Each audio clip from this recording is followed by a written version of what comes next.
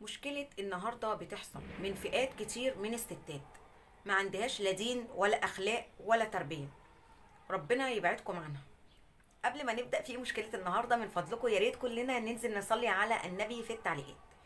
وصاحب مشكلة النهاردة بيقول صاحب مشكلة النهاردة بيقول: أنا راجل عندي 40 سنة، متجوز وعندي ولدين. آه طول عمري بشتغل وبصرف على نفسي علشان انا من عيلة بسيطة جدا واهلي على قد حالهم، ما كانوش قادرين يتكفلوا بيا او يصرفوا عليا في الدراسة. فانا اتخرجت من الجامعة وانا بدرس، يعني كنت بشتغل وبصرف على نفسي لحد ما اتخرجت من الجامعة وبقيت الحمد لله مهندس. طبعا انتوا عارفين الطالب لما بيشتغل بيبقى مرتبه قليل جدا، كان يدوب بيغطي مصاريفي ومصاريف الجامعة بالعافية لحد ما اتخرجت من الجامعة وبقيت مهندس. الحمد لله. انا كان كل هدفي ان انا عايز اعمل بيزنس لنفسي او عايز اعمل مشروع لنفسي، انا مشروعي انا الخاص، مش عايز اشتغل عند حد. انا مهندس وكان كل حلمي وهدفي ان انا افتح مكتب هندسة، حتى لو صغير كده ايجار مبدئيا لحد ما اكون نفسي. بالفعل اشتغلت بدل الشغلانة شغلانة واتنين وتلاتة، وشقيت وكافحت وتعبت جدا لحد ما فتحت، وربنا اكرمني وفتحت المكتب الايجار ده.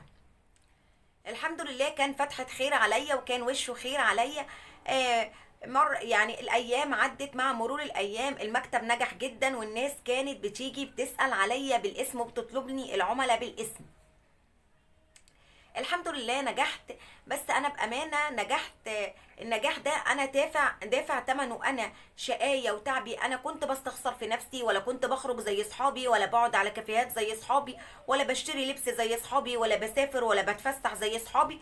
انا كل الفلوس اللي كانت تجيني من شغلي، كنت بشتغل شغلانه واتنين وتلاته، كل الفلوس اللي كانت بتجيلي من شغلي كنت بحوشها علشان اقدر افتح المكتب ده واحقق هدفي. الحمد لله ربنا اكرمني وفتحت المكتب، والمكتب نجح جدا مع مرور الوقت، والعملاء كانوا بييجوا يسالوا عليا بنفسهم. جيت بقى لقيت خلاص الدنيا ماشيه وبقيت زي الفل، وبقى ليا دخل محترم كل شهر، فقلت خلاص يا ولد خد بعضك وايه، فكر بقى ان انت تتجوز وتكمل نص دينك. بالفعل رحت فتحت اهلي، ابويا وامي، قلت لهم انا عايز اخطب وعايز اتجوز واكمل نص ديني. طبعا ماما فرحت جدا وبابا فرح قوي، وقالوا لي يلا خلينا نفرح بيك وشوف واحده بنت حلال. ماما سالتني قالت لي هي في حد مثلا واحده معجب بيها ولا حاجه؟ قلت لها والله انا مش، مفيش واحده في دماغي دلوقتي بس ربنا ييسر الحال انا هشوف. ماما طبعا فرحت جدا، امي زي اي ام عايزه تفرح بيا وتشوفني متجوز وتشوف ولادي وتشوفني كويس ومرتاح، علشان هي عارفه قد ايه انا شقيت وقد ايه انا كافحت وقد ايه انا تعبت لحد ما وصلت للمكانه اللي انا فيها. كان عندي واحد صاحبي من الجامعه، كنا اصحاب قوي. انا عارف هو متربي فين، وعارف اهله كويس، وعارف اخلاقه، وعارف تربيه اهله شكلها ايه. كان عنده بنت اخته. فلما جيت كده سألت من بعيد عنها، لقيت ان هي اتخطبت. انا زعلت جدا، هي كانت جميلة قوي وانا كنت معجب بيها ومنبهر بيها كمان، مش معجب بيها وبس. فقلت خلاص يا ولا مفيش نصيب، بإذن الله ربنا هيرزقك بواحدة تانية. طبعا انا بدور كده او ببص من بعيد لبعيد على اي واحدة تكون متربية تربية كويسة واخلاقها كويسة، علشان دي هتبقى مراتي وام ولادي. مع مرور الوقت اكتشفت ان اخت صاحبي دي فركشت الخطوبه وسابت العريس، يعني وخلاص الخطوبه اتفركشت وما كانتش مخطوبه. ورحت جري لصاحبي، طلبت ايديها من صاحبي. طبعا صاحبي وافق جدا، ده صاحب عمري وعارف انا متربي ازاي، وعارف قد ايه انا تعبت، وعارف قد ايه انا مجتهد، وعارف قد ايه انا عندي طموح واهداف في حياتي، وتعبت وشقيت، وانا راجل عصامي وبنيت نفسي بنفسي. المهم رحت واتقدمت لها واخدت اهلي، وافقوا. طبعا اهلها، بس كان في شرط وحيد علشان اهلها يوافقوا، ان انا الخطوبة ما تطولش، يعني في خلال 7 8 شهور بالكتير سنة اكون اتجوزت. اهلها مش عايزين الخطوبة تطول ابدا، ده كان شرطهم. طبعا انا ما كنتش متوقع كده خالص ان ان الجواز يجي بسرعه كده، وللخطوبه تبقى فترتها قليله. بس قلت ايه مش مشكله، انا بحبها ومعجب بيها وعاوزها، وضغطت نفسي وبقيت اشتغل ليل نهار علشان اقدر اوفر تكاليف الفرح وتكاليف الجهاز، واشتري شقه واتجوز في خلال الفتره اللي احنا متفقين عليها انا واهلها. بالفعل ربنا قدرني وقواني وقدرت اتجوز. عملت لها فرح كبير في الوقت اللي احنا متفقين عليه انا واهلها. عملت لها فرح كبير وقدمت لها شبكه كويسه، كانت طايره من فرح وكانت مبسوطه قوي معايا. قضينا شهر عسل، كان احلى ايام حياتي حرفيا. نساني الشهر ده كل التعب وكل المشقه وكل العناء اللي انا عانيته في حياتي طول الفتره اللي عدت. الحمد لله اتجوزنا وقضينا وقت جميل. يعني بيحصل بينا مشاكل زي اي اتنين متجوزين، مشاكل بسيطه، مفيش بيت ما فيهوش اي مشاكل. زي ما بقول لكم كده، انا كنت بحبها جدا ومتعلق بيها وما اقدرش اعيش من غيرها.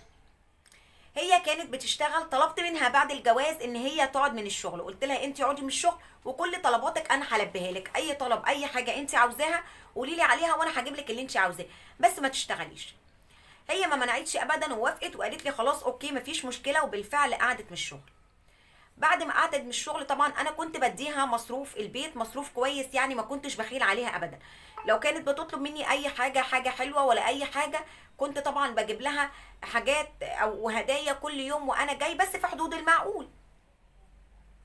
بعد ما قعدت من الشغل لقيتها بقى ايه، طلباتها زادت، وكمان مش عاجبها اي هديه صغيره كده مثلا انا اجيبها لها، يعني مثلا سلسله لا، ساعه لا، ده هي عايزه ذهب وعايزه حاجات غاليه، يعني اي اكسسوارات بشتريها لها لا، لبس عايزه من براندات، يعني عايزه حاجات غاليه قوي وعايزه هدايا غاليه جدا.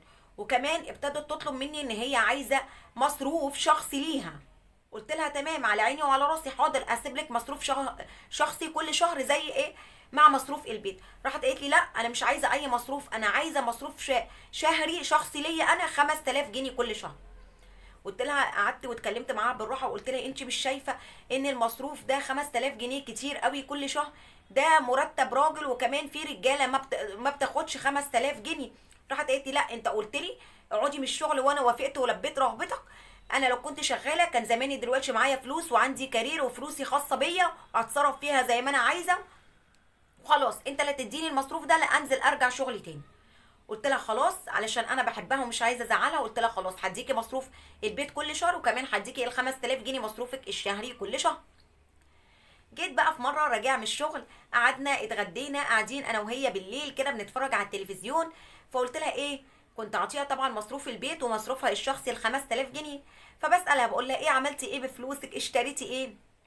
راحت قالت لي لا انت مالكش دعوه، انت ما تسالنيش انا اشتريت ايه، انا عملت ايه، انا ولعتهم، انا حرقتهم، انت مالكش دعوه. خلاص الفلوس دي انت عطيتهاني، دي بقت فلوسي انا، ليا كامل التصرف فيها، انت مالكش اي حق تسالني، ما تسالنيش تاني، انت ما تسالنيش انا عملت ايه بالفلوس دي. طبعا ردها كان صدمه ومفاجاه بالنسبه لي. انا بسال زي اي راجل متجوز، انا اللي اعطيها المصروف ده يعني، وانا راضي بكل رضا يعني، وبسالها بس اشتريت ايه. انا كنت بسال بنيه سليمه، مفيش في نيتي اي حاجه. اتصدمت من رد فعلها، سكت وعديت الموضوع. قلت ايه علشان ما نكدش على نفسنا، وكبرت دماغي وخلاص. مع مرور الوقت بقى جت في يوم قالت لي ان هي حامل. طبعا انا فرحت جدا ان انا هبقى اب ومعرفش ايه. قلت لها طيب ممكن بقى نمسك على ايدينا شويه في المصاريف، ومصروفك ده مثلا تقلليه شويه، علشان طبعا احنا جاي لنا طفل، والحمل عايز مصاريف، والولاده عايزه مصاريف، وكمان الطفل ده لازم نوفره له قرشين، نشتري له شقه، يعني مش هنسيبوه كده يعني. لا انا ماليش دعوه، انا مصروفي اخده الشخصي كامل، ومصروف البيت تسيبه، مصاريف الطفل عليك، مصاريف الحمل عليك، وانا ماليش دعوه. طبعا انا فرحان ان انا هبقى اب. قلت لها خلاص ما تزعليش مفيش مشكله، وبقيت اديها مصروفها الشخصي ال 5000 عادي، وبصرف على البيت وبصرف على حملها وما عنديش اي مشاكل. لحد ما ربنا رزقنا بولد وولدت، وانا كنت طاير من الفرح. بعد الولاده طلبت مني، قالت لي انا جبت لك ولد وانت كنت بتتمنى الولد ده. وبعد الولاده طلبت مني هديه غاليه جدا، طلبت مني طقم كوليه ذهب يعدي ال 250 الف جنيه. قلت لها بس ده كتير، يعني اطلبي حاجه قليله دلوقتي عشان انا مش في امكانياتي. قالت لي لا انا ماليش دعوه، اتصرف معرفش ايه. بالفعل اتصرفت، ما كانش معايا المبلغ كامل، اتصرفت وجبت لها طقم الذهب ده. لقيتها بقى طلباتها بتزيد كل يوم كل يوم، المصروف عايزه يتزوده، اجيب لها اي هديه ما تعجبهاش، بتطلب طلبات غاليه جدا، عايزه كمان احط لها رصيد في البنك، تقول لي لا انا كنت مخطوبه للي قبل منك كان اغنى منك، وكان هيحط لي فلوس في البنك، كان يشتري لي عربيه باسمي، وكمان هيشتري لي شقه باسمي. لا لا لا، ما ينفعش معايا الكلام ده. انت تشتري لي شقه باسمي وتوفر لي عربيه باسمي وكمان تحط لي رصيد في البنك، لا اما كده لا اما خلاص. لو انت مش عاجبك في غيرك، لو انت مش قادر تصرف عليا وتلبي لي طلباتي، في غيرك يقدر يصرف عليا ويلبي لي طلباتي. طبعا اتصدمت فيها حرفيا. انا بحبها، متعلق بيها، ومش عايز اخرب بيتي، وهي ام ابني، ومش عايز ابني يتربى يعني بعيد عنها، عايز ابني يتربى بيني وبينها. انا مش عارف ايه اعمل ايه، لحد ما قالت لي خلاص انت عاجبك مش عاجبك خلاص انا اتطلق وكل واحد يروح لحاله. بامانه انا مش عارف اعمل ايه واتصرف ازاي، علشان هي طالبه الطلاق. انا مش عايز بيتي يتخرب، كمان انا بحبها، ما اقدرش اعيش من غيرها، هي زوجتي وام ابني. مش عارف اتصرف ازاي. من فضلكم يا ريت تقولوا لي اتصرف ازاي واعمل معاها ايه، علشان انا مش عايز البيت يخرب. اول حاجه هقول لحضرتك حاجه، لا يكلف الله نفسا الا وسعها. دي مهما تديها الست دي، مهما تديها ومهما تجيب لها في هدايا ومهما تلبي لها طلباتها، مش هيعجبها. حتى لو اشتريت لها عربية، حتى لو حطيت لها رصيد في البنك، حتى لو اشتريت لها شقة باسمها، دي مش هتشبع. دي بني ادمه ما بتحمدش ربنا، مش عارفه قيمه النعمه اللي معاها. يعني في ازواج كتير يا دوب بيشتغلوا علشان يوفروا قوت اليوم، يا دوب بيشتغلوا علشان يقدروا يتكفلوا ببيتهم وباولادهم. يعني انت بتجيب لها هدايا وبتديها مصروف 5000 جنيه مصروف، ليه؟ بتعمل بيهم ايه؟ بتعمل بيهم ايه كل شهر؟ وكمان مش من حقك ان انت تسال ال 5000 جنيه راحوا فين؟ ايه ده؟ ايه التهريج ده؟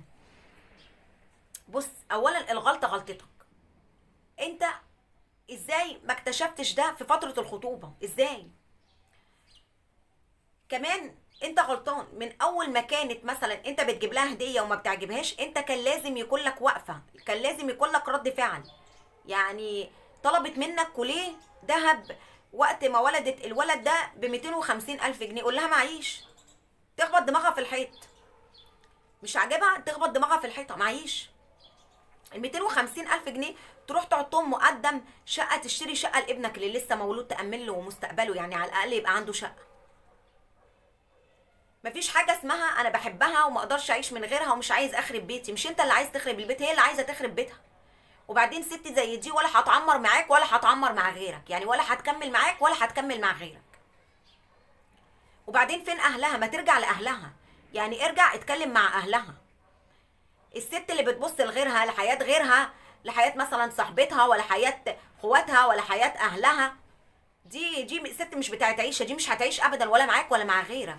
دي ست صعب ان انت ترضيها، دي مش حامده ربنا على حياتها ولا عيشتها ولا على اللي هي فيه. في ستات كتير بتتمنى تعيش ربع العيشه اللي هي عايشاها. انا ضد الطلاق خالص. انا عمري ما بقول لحد انفصل غير للضروره القصوى، بس انا يؤسفني ان انا اقول لك روح اتكلم مع اهلها، وادي لنفسك فرصه تانية، دخل اي حد اهلك واهلها واتكلم معاهم، يمكن يعقلوها، يمكن ترجع عن اللي هي فيه. لو ما رجعتش بجد انا يؤسفني ان انا اقول لك طلقها، دي تترمى بره، تترمى. وكمان ما تاخدش اي حق من حقوقها. يعني انت ممكن ما تطلقهاش، قول لها انت عايزه تطلقي روحي اتطلقي، عشان هي لو رفعت خلع هتسقط كل حقوقها، ولا ليها شبكه ولا مؤخر ولا مقدم صداق ولا متعه ولا اي حاجه. كمان الطفل ما تاخدهوش، علشان تعرف ان ربنا حق. الطفل ده تقدر تربيهولك مامتك، وانت تقدر تتجوز تاني وتاخد واحده تعيش تاني وتعاملك بما يرضي ربنا تاني، وتحبها وتحبك وتخاف على قرشك. الفلوس ما بتجيش بالسهل في وقتنا ده. يعني الواحد قد ايه بيتعب ويشقى ويطلع روحه علشان يجيب جنيه. دي ست مش بتاعه عيشه، ده رايي بمنتهى الامان. لو في اي حد طبعا من الناس اللي بتشوفنا وبتسمعنا له راي تاني، مستنيه راي حضراتكم في التعليقات. رايكم طبعا على عيني وعلى راسي.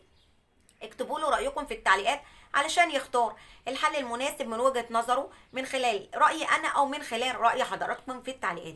بكده تكون خلصت حلقتنا النهارده وخلص الفيديو، يا رب تكونوا استفدتوا منه ولو بالقليل. بحبكم جدا في الله. ما تنسوش لو استفدتوا من مشكلة النهارده تعملوا لايك وشير على أوسع نطاق علشان غيركم يقدر يستفيد. والسلام عليكم ورحمة الله وبركاته.